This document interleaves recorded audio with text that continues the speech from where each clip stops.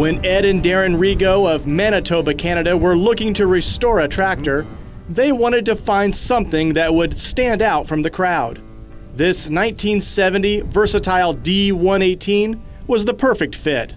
You're going to go to parades and you're going to see all kinds of internationals and all kinds of deers and all kinds of massies, but you don't see versatiles often. And we wanted to have something that was just a little different. So we started looking around, and they're hard to find because people are using them still for the most part. So my father was talking to one of his friends from Saskatchewan, and he found it on an auction board somewhere, and phoned Dad. We'd been hunting for quite a while. I put ads in the Jamestown paper even here, and I have a friend in Saskatchewan. He told me there was a few of them. This one in an auction sale, which I bought, but he said there was a couple others, but I phoned the guys and they said, well, we're still using it, so it's not for sale. So I got it in an auction in Saskatchewan through a friend. He went down to the sale and picked it up for 2,400 Canadian.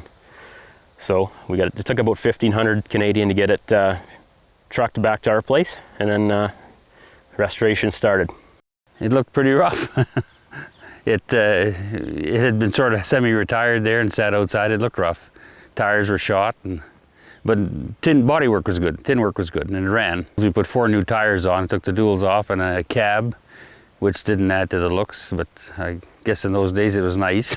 It had a cab on it and it had duals on it. Those weren't original factory options from Versatile. You could get them put on at your dealer.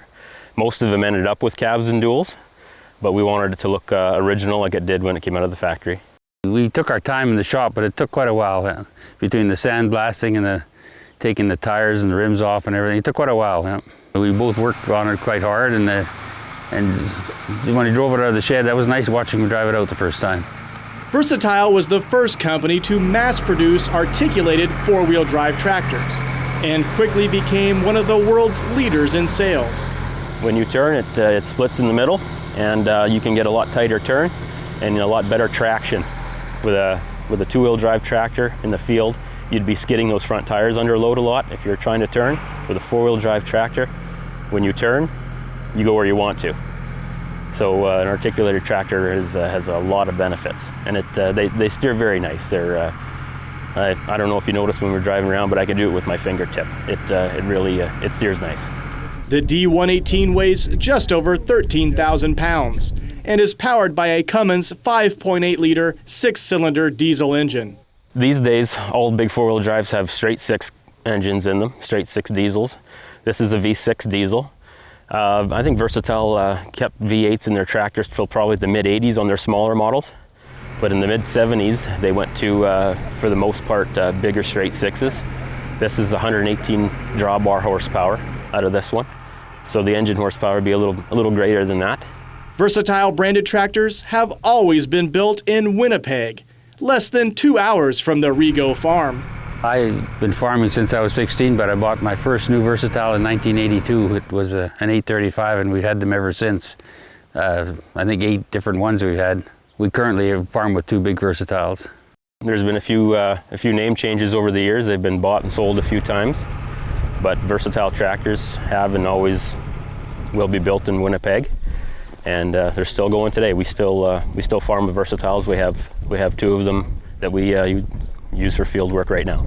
The D-118's restoration was done right on their farm, which created a great opportunity for father and son to work together. Something we wanted to do together. We both really like Versatile tractors, so it is kind of special to get one and work on it together in the shop over a winter and see what we can do together and make it look good and run well, and I'm pretty proud when I see Dad drive it by in a parade. Picking a Versatile D-118 to restore turned out to be a good decision. They've never come across another one at a tractor show, which means it always draws a crowd. I was with my son in Austin, and the old farmers come by that used to own them and own other Versatiles, and they want to talk about them. Pretty good reaction. There's a lot of Versatile owners and fans out in our part of the world here, so it gets a lot of attention. It's not leaving here anytime soon. We're going to keep it as long as we can because we're very proud of it. It's not going to have a job on the farm. This one's just for show. It's just here to be pretty. We'll probably just make sure that we drive it every now and then, keep things moving, make sure that's okay. But otherwise, I think it'll probably just it'll just see parades. That's about all it's going to be doing these days. It's kind of retired. This isn't the only classic around. The Rigaux family has a couple of other unique tractors that are still used on the farm. We've got a couple old cases that we've redone over the years. Our first one was a 1949 case. It was the first tractor my grandfather bought new. And we redid that one close to 20 years ago now. But we use it still, so it's almost time for it gets restored again. Now that we've restored a couple of tractors, we know a little more about how to restore things properly. And we also have a 930 case. It's a 66, I do believe, and we bought that one just at an auction, just to use on an auger around the farm and pull this and that, small jobs, stone pickers and stuff like that. Ed and Darren aren't sure what they'll restore next, but they're pretty confident it will be a versatile. One thing that is certain, their Canadian classic tractor fever isn't going away anytime soon. Absolutely, we have classic tractor fever.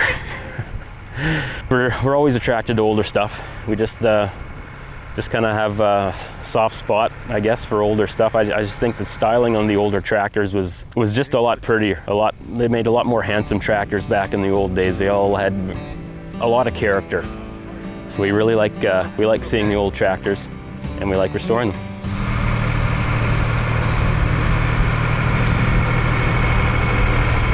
We really appreciate that you're catching classic tractor fever. If you'd like to see more great tractors, be sure to check out these other classic stories. And don't forget to hit the subscribe button to keep our classic tractor stories rolling.